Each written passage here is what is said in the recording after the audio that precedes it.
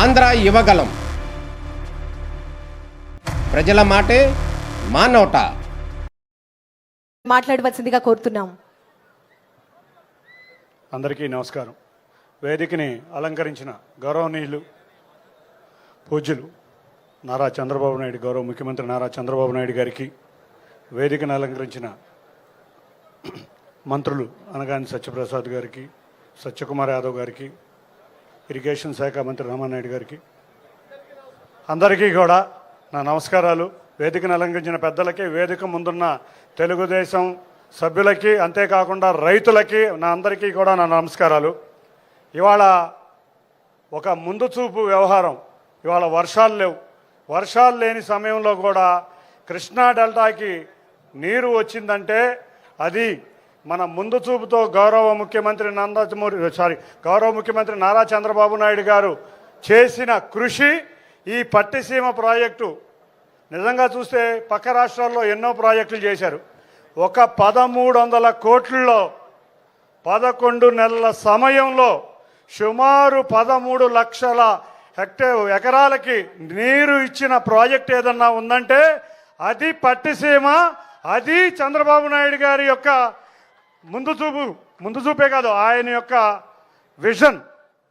ఆంధ్రప్రదేశ్కి ఏదన్నా ఒక అంబాసిడర్ బ్రాండ్ అనేది ఏదన్నా ఉందంటే ఈ విడిపోయిన రాష్ట్రంలో, ఈ దగాపడ్డ రాష్ట్రంలో ఏకైక విజన్ అది మన ముఖ్యమంత్రి నారా చంద్రబాబు నాయుడు గారు.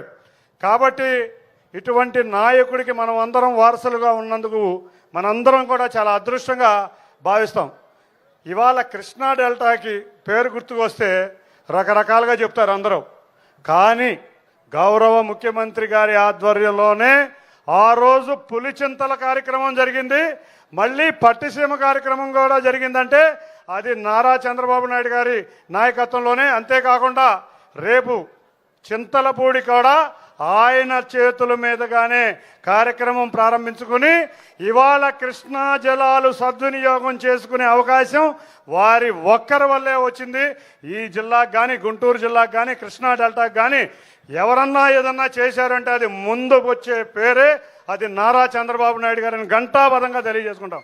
ఎప్పుడో కాటన్ ద్వారా అక్కడ బ్యారేజ్ కట్టారు, ధవళేశ్వరం బ్యారేజ్ కట్టారు, ప్రకాశం బ్యారేజ్ కట్టారు అన్నారు. కానీ ఆ తర్వాత ఈ డెల్టాకి కృష్ణా గోదావరి జలాలు సద్వినియోగంగా అంతకు మించి వినియోగం చేసిన ఏకైక వ్యక్తి మన గౌరవ ముఖ్యమంత్రి నారా చంద్రబాబు నాయుడు గారు. విజయవాడ నియోజకవర్గంలో కేఎల్ రావు అంటే ఒక బ్రాండ్. అటువంటి నియోజకవర్గంలో నాకు కూడా అవకాశం ఇచ్చారు. ఆయన సాగునీటి ప్రాజెక్టులు ఎప్పుడూ 2 నదులన్నీ అనుసంధానం అవ్వాలని ఎంతోమంది చెప్పారు. కానీ ఎవ్వరి వల్ల అవలా. 2014లో విడిపోయిన రాష్ట్రంలో గోదావరి కృష్ణా నదిని కలిపిన దేశంలో ఏకైక వ్యక్తి అది నారా చంద్రబాబు నాయుడు గారని తెలియజేసుకుంటున్నాం. కొంతమంది వచ్చి ఈ మధ్య కొన్ని వేషాలు వేస్తున్నారు. మావిగన్ అంటారు, కన్నీళ్లు కారుస్తూ ఉంటారు. మావిగన్ ఏంట్రా బాబు, మేమందరం రాజధానిలో ఉన్నాం. మా ప్రాంతం అంతా కూడా రాజధాని ప్రాంతమే. మందిగామ జగ్గయ్యపేట నుంచి మొదలుపెట్టి చిలకలూరుపేట దాకా రాజధానిలో భాగమయ్యాం. అంతేగాని మీరేమి ముసలి కన్నీళ్లు కార్చాల్సిన అవసరం లేదు. మా గౌరవ ముఖ్యమంత్రి నారా చంద్రబాబు నాయుడు గారి ఆధ్వర్యంలో ఈ ప్రాంతంలో రాజధాని, మా బిడ్డలకి ఉద్యోగ అవకాశాలు, మా ప్రాంతానికి ఒక అదృష్టం కలుగుతుందంటే అది గౌరవ ముఖ్యమంత్రి నారా చంద్రబాబు నాయుడు గారి ఆధ్వర్యంలో అని తెలియజేసుకుంటూ, సార్ తప్పకుండా మాకు ఎన్నో అవకాశాలు ఇచ్చారు.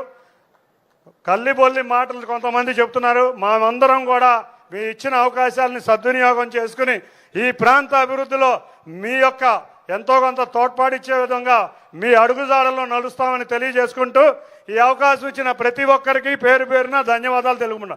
జై చంద్రబాబు నాయుడు గారు, జై చంద్రబాబు నాయుడు గారు, జై జన్మభూమి, జై తెలుగుదేశం. Thank you.